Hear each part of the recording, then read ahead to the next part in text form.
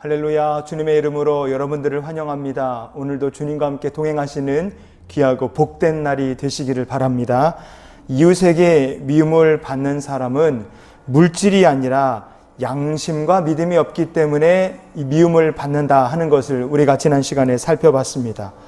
이 세상이 비극적인 이유는 사람이 사랑받고 존중받을 대상이 아니라 그저 이용당하고 수단과 도구로 전락했기 때문이라고 생각합니다.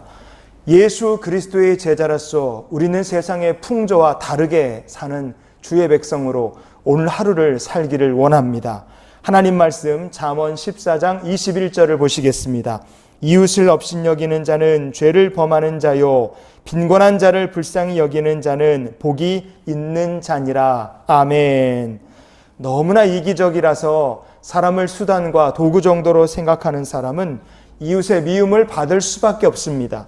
이런 사람들의 성품의 특징이 있는데 그것은 약한 자나 가난한 자, 정말로 불쌍한 자들을 업신여긴다는 것이 아마 성품의 특징일 거라고 생각합니다. 그런데 업신여긴다는 것이 이게 얼마나 큰 죄고 이것이 나중에 자기에게 얼마나 무서운 대가가 될지를 그들은 알지 못합니다. 그러면 업신여기는 마음이 언제 우리 안에 들어오게 되겠습니까? 첫째로 세상을 의지할 때입니다. 사람이 믿는 구석이 있으면 그 믿는 구석 때문에 누군가를 업신여기게 되겠죠. 이사야서에 보면 이스라엘 백성들이 왜 하나님을 버리고 패역한 백성이 되었느냐 그 이유를 우리가 알 수 있습니다. 그들이 애굽을 은근히 의지했기 때문에 그래요. 이사야서 30장 2절 말씀에 보면 그들이 바로의 세력 안에서 스스로 강하려 하며 애굽의 그늘에 피하려 하여 애굽으로 내려갔으되 나의 입에 묻지 아니하였도다. 아멘. 하나님 말씀하시기를 너희 이스라엘 백성들이 왜 패역한 백성이 됐느냐? 너희들이 마음속에 하나님이 아니라 애굽을 의지했다. 애굽을 의지하는데 스스로 애굽 안에서 강해지려고 하고 바로의 그늘 아래 너희들이 피하려고 했다. 이렇게 하나님께서 말씀하셨습니다. 의지하는 바가 있었기 때문에 그들은 살아계신 하나님을 버렸고 의지하는 것이 있었기 때문에 이들은 단단히 착각을 해서 하나님이 아니라 애굽을 의지해서 우리도 한번 강한 나라가 되어보자 이렇게 그들이 착각했습니다. 그러나 그 결과는 무엇이냐? 이스라엘은 완전히 패역하고 타락한 백성이 됐고 그들은 결국 하나님을 버리고 맙니다. 이사야서 30장 12절 말씀에 보시면 이러므로 이스라엘의 거룩하신 이가 이같이 말씀하시되 너희가 이 말을 업신여기고 압박과 허망을 믿어 그것을 의지하니. 아멘.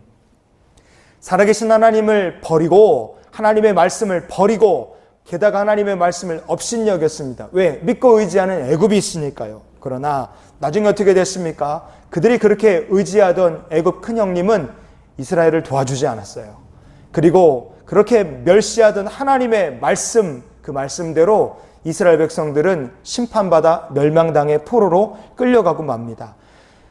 하나님의 말씀을 업신여기던 이스라엘 백성들은 주변 모든 나라들에게 업신여김을 당하고 고난당하는 신세로 전락하고 맙니다. 여러분, 우리가 세상에서 의지할 분은 하나님 한 분밖에 없습니다. 애국과 같은 권세, 물질이나 힘은 영원히 의지할 대상이 아닙니다. 오늘도 세상이 아니라 살아계신 하나님 한 분만 의지하며 사는 믿음의 성도들이 될 수 있기를 주의 이름으로 축원을 드립니다. 둘째로 업신여기는 마음이 언제 우리 안에 들어오게 되겠습니까? 우리가 겉모습만 보고 판단할 때입니다. 다윗의 모습을 본 골리앗은 이렇게 속으로 다윗을 멸시했습니다. 사무엘상 17장 42절 말씀에 보면 그 블레셋 사람이 둘러보다가 다윗을 보고 업신여기니 이는 그가 젊고 붉고 용모가 아름다움이라. 아멘. 어려 보이는 다윗의 그 앳된 모습만 보고 골리앗은 판단했습니다. 이거 아무것도 아니구나. 그리고 그는 마음속으로 다윗을 업신여겼다 그랬어요. 하지만 이 골리앗은 결국 하나님의 영이 함께 하시는 다윗의 손에 쓰러지고 맙니다. 성도 여러분, 겉모습은 중요합니다. 그러나 겉모습이 전부가 아니에요.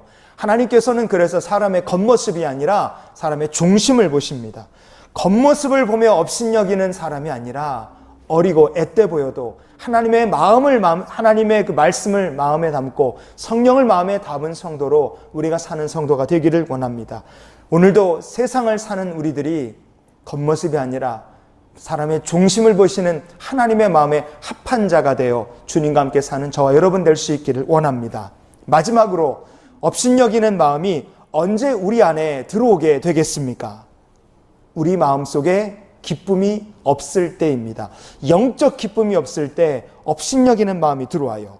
역대상 15장 29절 말씀에 보면 여호와의 언약궤가 다윗성으로 들어올 때에 사울의 딸 미갈이 창으로 내다보다가 다윗 왕이 춤추며 뛰노는 것을 보고 그 마음에 업신여겼더라. 아멘.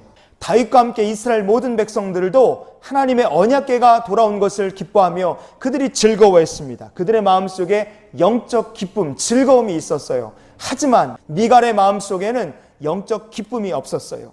좋은 일이 있어도 기뻐하지 못했고 기쁜 일이 있어도 그 기쁨을 누리지 못했습니다. 결국 영적 기쁨이 메말랐기 때문에 미갈은 다윗을 업신여겼고 영적 기쁨이 메말랐던 미갈의 마지막은 행복하지가 못했습니다.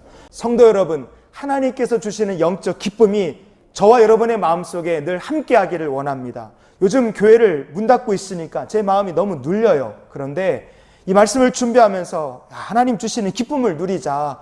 아직도 세상은 예수 믿는 신실한 백성들이 가득하다. 아직도 부흥 역사는 나타날 것이다. 이런 생각을 하며 스스로 기뻐하자고 하나님 앞에 다시 다짐했습니다. 항상 기뻐하라. 여러분, 영적 기쁨이 메마를 때 항상 기뻐하지 못하면 우리의 마음속에 이 업신여기는 마음이 들어오게 됩니다.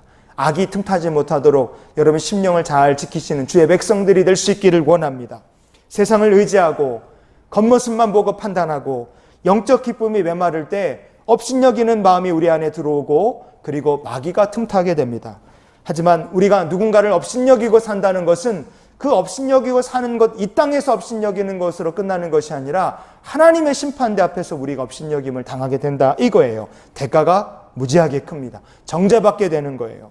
로마서 14장 10절 말씀 마지막으로 보시면 내가 어찌하여 내 형제를 비판하느냐 어찌하여 내 형제를 업신여기느냐 우리가 다 하나님의 심판대 앞에 서리라. 아멘.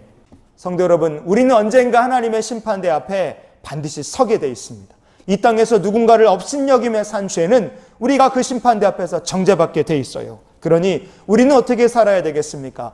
누군가를 업신여기며 사는 성도가 아니라 복음 때문에 업신여김을 받으며 사는 것을 기뻐하는 성도로 우리가 이 땅을 살아야 될 줄 믿습니다.